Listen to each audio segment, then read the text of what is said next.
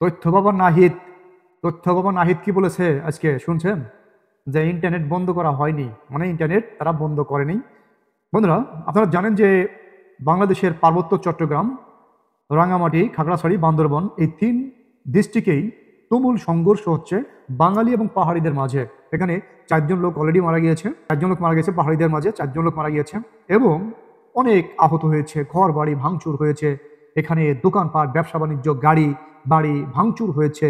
মানে একটা বিধিকিস্তি অবস্থা। শুধু কি এইখানেই বিধিকিস্তি অবস্থা, না সারা বাংলাদেশ ব্যাপী একটা বিধিকিস্তি অবস্থা? কোথায়?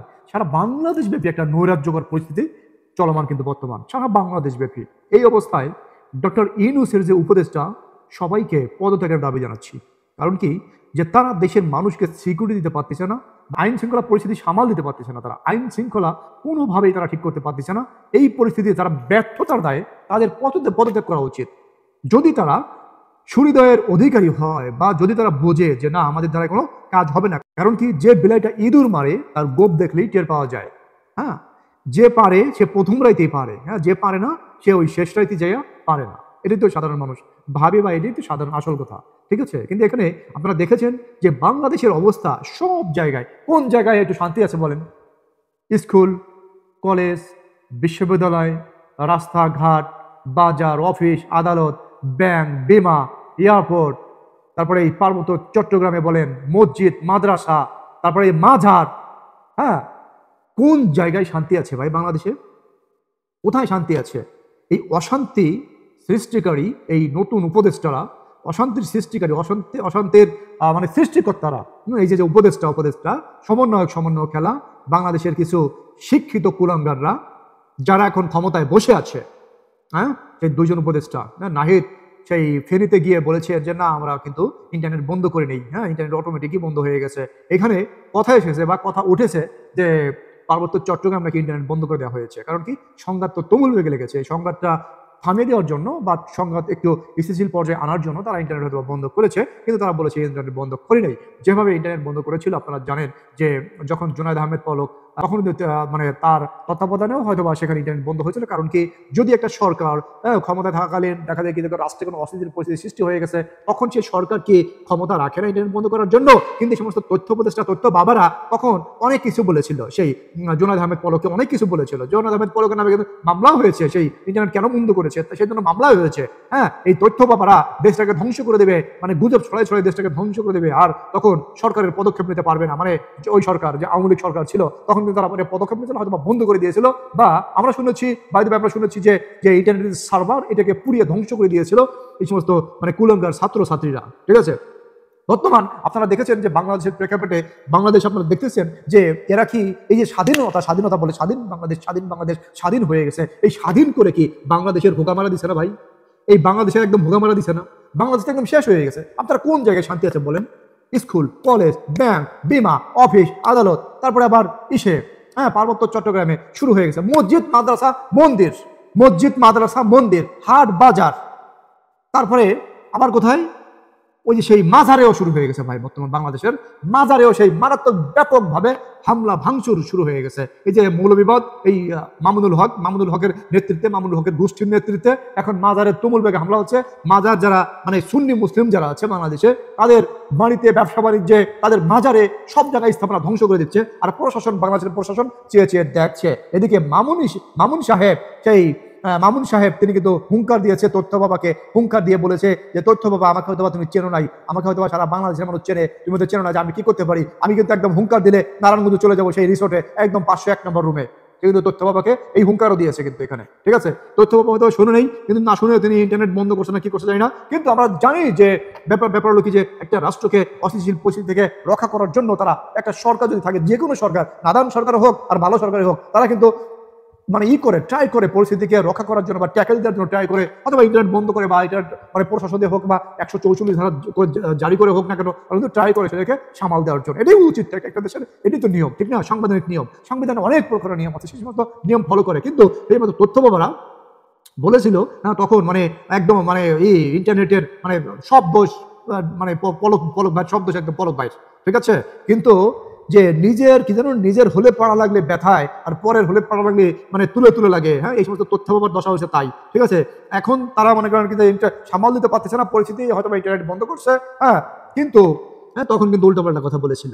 ঠিক আছে, এটি একটা রাষ্ট্র করে।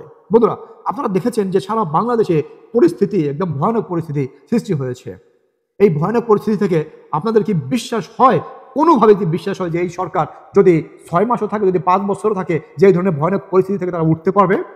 আজকে দেখলাম সেই স্বরাষ্ট্র উপদেষ্টা আজকে হুঙ্কার দিয়েছে, রাঙ্গামাটি গিয়ে হুঙ্কার দিয়েছে যে যদি এই ধরনের এই সিচুয়েশন যদি যারা আবার যদি কেউ তৈরি করে তাদের হাত ভেঙে দেওয়া হবে। হ্যাঁ, সেই উপদেষ্টা কিন্তু হুঙ্কার দিয়ে দিয়েছে, মানে স্বরাষ্ট্র উপদেষ্টা। ঠিক আছে, বিষয়টা হলো কি যে বাংলাদেশের মানুষ অত্যাধিক অসচেতন।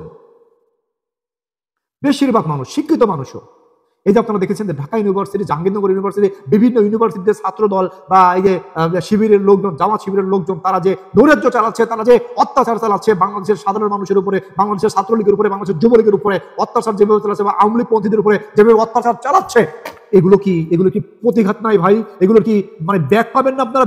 ব্যাক পাবেন না, প্রতিঘাত নাই? এগুলো এতটা নির্বোধের মতো কাজ করেন না।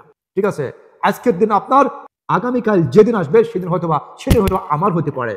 ঠিক আছে, অত নির্বোধের মতো কাজ করেন না যে মানুষের মাথায়, এখন আপনার হাতে ক্ষমতা এসেছে যে মানুষের মাথা বাড়ি দিয়ে ফাটিয়ে ফেলবেন। হ্যাঁ, বা মানুষকে একদম মেরে ফেলবেন, একজনের সন্তানকে মেরে ফেলবেন, আরেকজনের ছেলেকে মেরে ফেলবেন, একজনের স্বামীকে মেরে ফেলবেন, একজনের বাবাকে মেরে ফেলবেন, একজনের ভাইকে মেরে ফেলবেন, একজনের বোনকে ধর্ষণ করবেন।